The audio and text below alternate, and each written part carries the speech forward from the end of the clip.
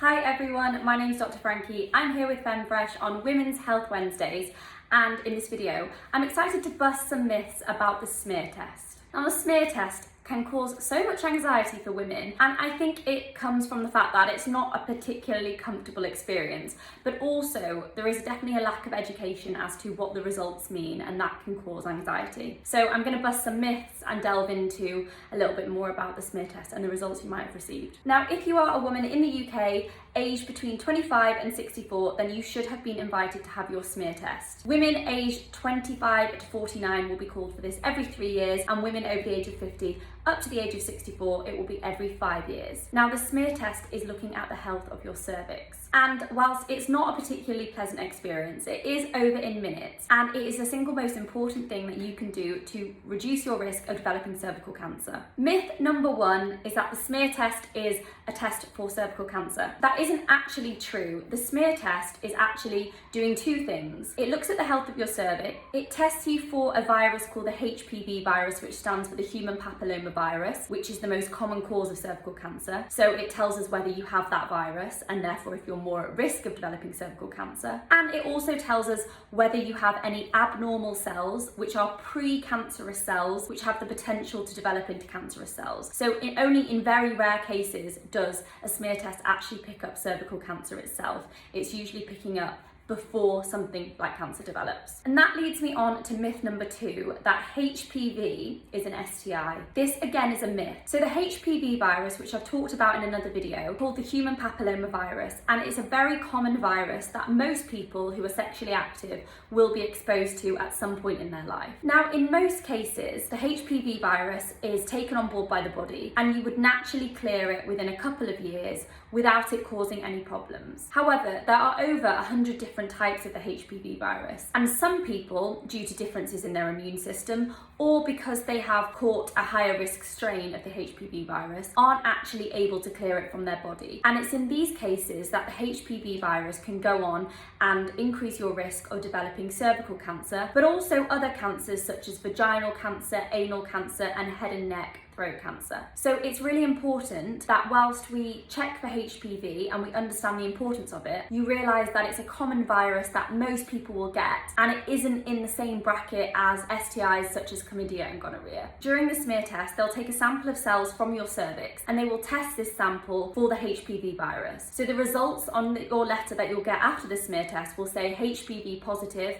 or HPV negative. A HPV positive result is often a huge anxiety for women because they jump to conclusions that they have an STI or that their partner may have cheated on them, and they don't understand what this result means. So rest assured that HPV is a virus that anyone who's sexually active has probably been exposed to, and there's little you can do to prevent yourself catching HPV. So myth number 3 is that if you catch this HPV virus, you will definitely develop cervical cancer. Now, as I mentioned, there's over 100 different types of the HPV virus. Most people who get the virus will clear it naturally from their body without any problems within around 2 years. Now, some people don't clear the virus, or some people catch a particularly high risk strain, and they may have increased chances of developing cervical cancer. So when you have your smear test result, which tells you if you're HPV positive or negative, that will then guide further investigations. If your result is HPV positive, they will then do some further tests on that sample of cells to check for any abnormal cells. If you do have abnormal cells, then you'll be referred to have a further investigation which looks more closely at the cervix, called a colposcopy, which will be done in hospital. In most cases, even if they see abnormal cells on the sample, it doesn't necessarily mean that person's going to get cervical cancer, and they'll be removed before cervical cancer can develop. If your result is HPV negative, then you will just be discharged back to normal recall and called again for your smear in 3 to 5 years. Now, it is the HPV strains 16 and 18 which are responsible for over 70% of cervical cancers. However, most people who get HPV don't develop cervical cancer. Just clarifying further what your results may mean, if you are found to have HPV in your sample but you have no abnormal cells, then we know you're still slightly higher risk of developing cervical cancer because you have HPV present in your body. So therefore, you'll be invited to have your smear test earlier, and you'll be called back to have another smear test in 1 year instead of the normal 3 or 5 years. Again, this is nothing to worry about. You should be reassured that we are keeping a closer eye on you. It doesn't mean that you have cancer at all. all. Now, in some cases, you might receive a letter saying that your sample was inadequate. This again is nothing to be worried about. It just means that the sample that was taken doesn't have enough cells or enough virus there for them to adequately analyse in the lab,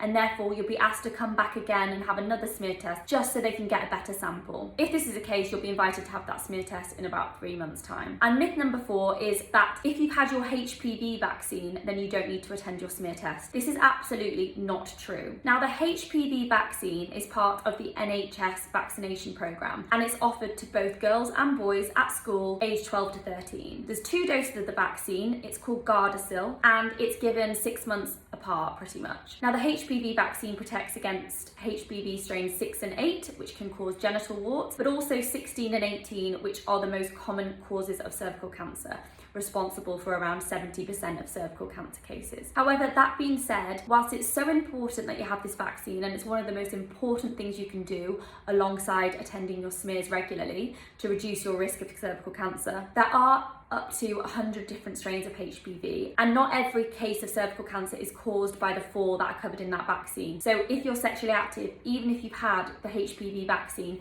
you still do have a small risk of developing cervical cancer, and therefore it's very important that you attend your smear test just like everyone else. I hope that you found that video useful. I hope it's cleared up a little bit about HPV, some of the myths and anxieties surrounding HPV, and explained clearly what the results on your smear test letter may be. My name's Dr. Frankie, I'm here with FemFresh, and I will see you in the next video. Bye now!